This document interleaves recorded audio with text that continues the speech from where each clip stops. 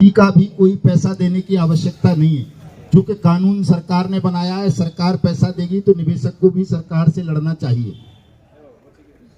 Agent से मत लड़िए। Agent आप देख रहे हैं अभी अटैक पड़ जाएगा, ऐसे ही मर जाते हैं बहुत सारे लोग जो मर रहे हैं रोज पके आम की तरह टपक टपक के इन हालातों में मर रहे हैं।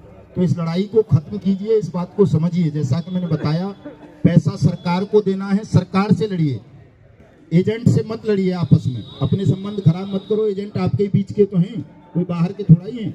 और रहा सवाल इस बात का जो आपने कहा कि जी सरकार को ने इनको लाइसेंस दिया था, रजिस्ट्रेशन दिया था, एटीएम था, तब हम काम कर रहे थे।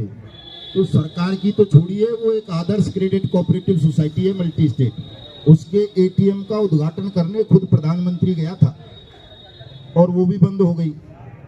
तो सरकार में बैठे हुए लोगों को इतना ज्ञान भान नहीं होता है।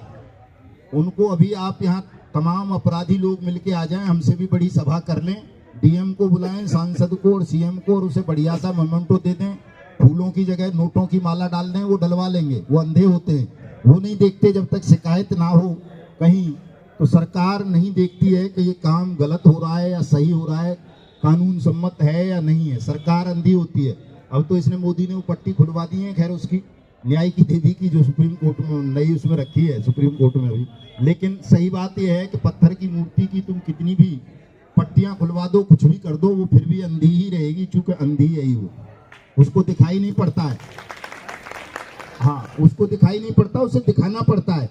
कोर्ट में भी, सरकार को भी जब शिकायतें होती हैं कि साहब हमारे यहाँ इस तरह की कंपनी चल रही है, पंजी स्कीम चला रही है, लोगों का पैसा जमा कर रही है, तो सरकार एक्शन में आ जाती है, ले लेती है एक्शन। चूंकि कोई भी कंपनी हमारे देश में, कोई भी सोसाइटी, LUCC भी, एजेंट नियुक्त करने का अधिकार उसके पास नहीं था। ये गैर कानूनी काम था, एजेंट नियुक्त कर देना, एजेंट को कमीशन दे देना। वो केवल अपने मेंबर बना सकती थी कोऑपरेटिव सोसाइटी के, और उन्हीं के बीच केवल लेन देन कर सकती थी, और उनके वोट से ही बोर्ड ऑफ डायरेक्टर का चुनाव होना था। कोऑपरेटिव एक्ट इतना सा है, ये नहीं है कि वो एजेंट नियुक्त कर दे, जनता का, आम जनता का पैसा जमा करवाने लगे। वो गैर कानूनी था। कंपनी के पास रजिस्ट्रेशन था, लाइसेंस था, एटीएम था, सब कुछ ठीक बात है, लेकिन कंपनी को इस तरह की गैर कानूनी स्कीम चलाने का लाइसेंस नहीं था, इसलिए सरकार ने उसको बैन किया।